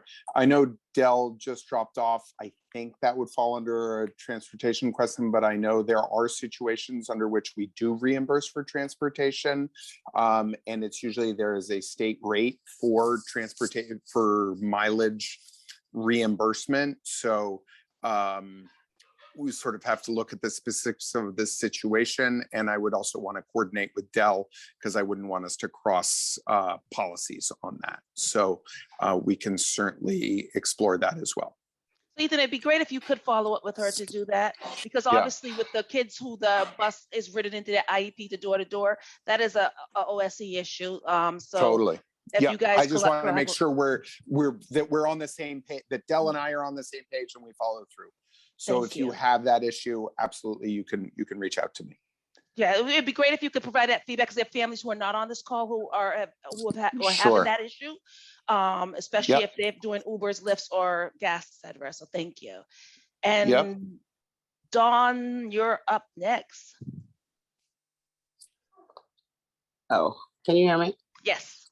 Oh, okay, sorry about that. Yeah, my question was actually more for Del. I just wondered, is there any prospective timeline as far as does anybody know when they plan to kind of have this all wrapped up? Like, is there a goal with the hiring processes that they have in place now? 2 weeks, 30 days? Like, is there any kind of tentative?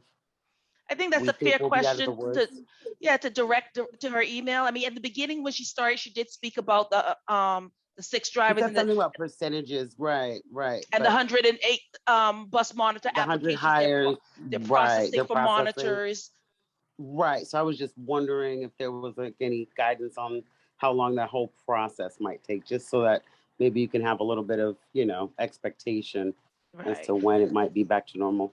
So we'll capture that question and do it as a follow-up. So thank you for asking that. All right. Thank you. You're welcome.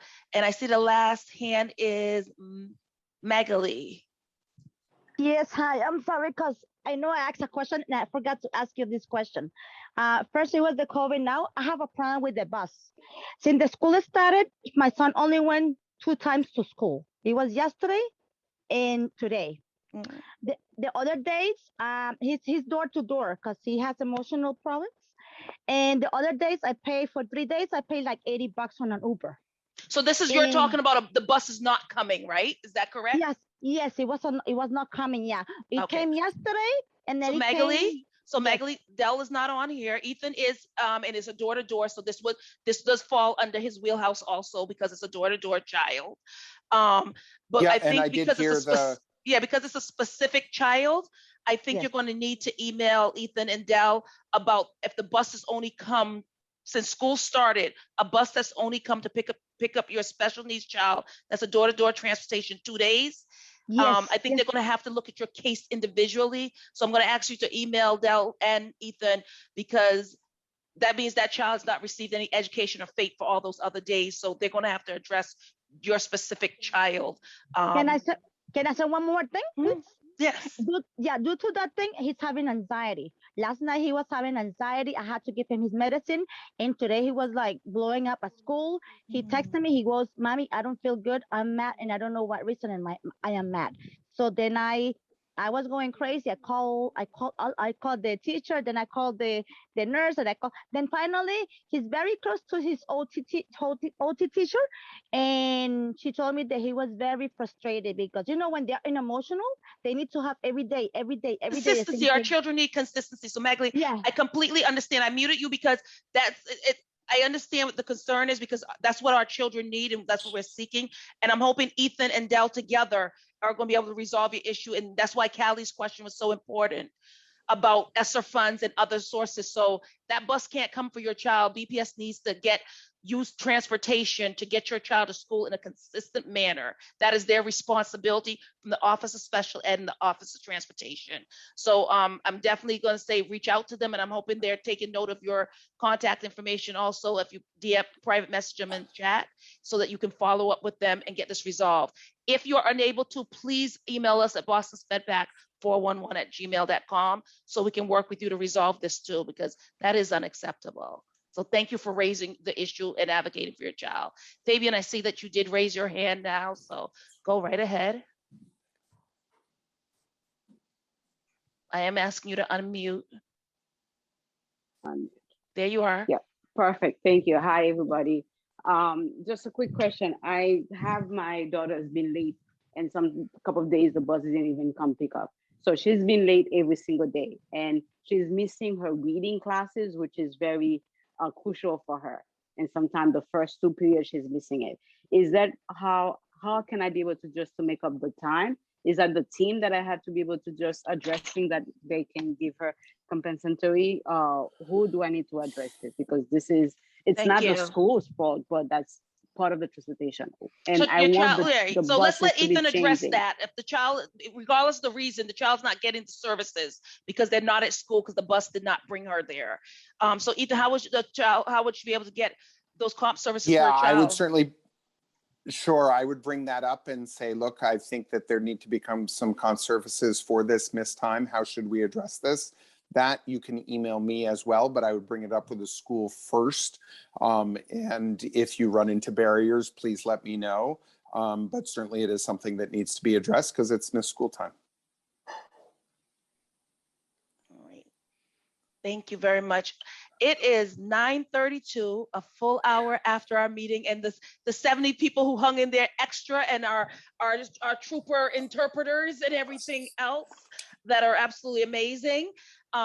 Thank you all so much. I know there are a lot of questions and concerns, and we actually, you email us, you call us, so that when we're meeting weekly with the Office of Special Ed, we can raise these issues and get those answers, because not just for the people who are sitting here tonight or able to come on the call, but we can post publicly so that all our special ed families, as much that join our listservs and stuff, we can get it to them, because your question is another family's question also. So I really appreciate your dedication and time tonight, and just everyone just being patient with us. You'll also see that Sandy has put the exit survey in the chat. So if you don't mind clicking that, or if someone had to jump off a little earlier and they were here, sharing it with them for the exit survey, because we utilize your feedback to try to do better and to also provide the correct meetings and schedule things a little bit better. So thank you all, and no, this doesn't end the time to ask questions, whether bus or Office of Special Ed, because as you relay other questions to us, we will bring it to them to elevate your questions and concerns so that they can be addressed. And we know that right now, the homeschool and tutoring program, and even just how it's being handled in details, is a big question for a lot of families. So we're definitely trying to get that information to you. Off the top of my head, the next meeting is, I think it's October 23rd. Sandy, am I right? October 28th. 28th, October 28th. Thank you. All right, so thank you all so much. We really appreciate it. And the recording we will have posted on our website and Facebook as soon as we just do a little bit editing to streamline it. But and the presentation tonight we will also post, so you have the links available to access. And I think Drew and Ethan are going to continue to work to correct that language that Desi has that's is less restrictive than what is actually being said within BPS, to make it also easier to find on the BPS website, so our families aren't all calling talking about where is the link, where is the form, who do I call? It should be easily available on the website and through the Office of Special Ed links too. So good night, everyone. Thank you. Thank you, Roxy. everybody. Thank Good night. Thank you, Ethan. Thank you, SpEdPAC everybody. team.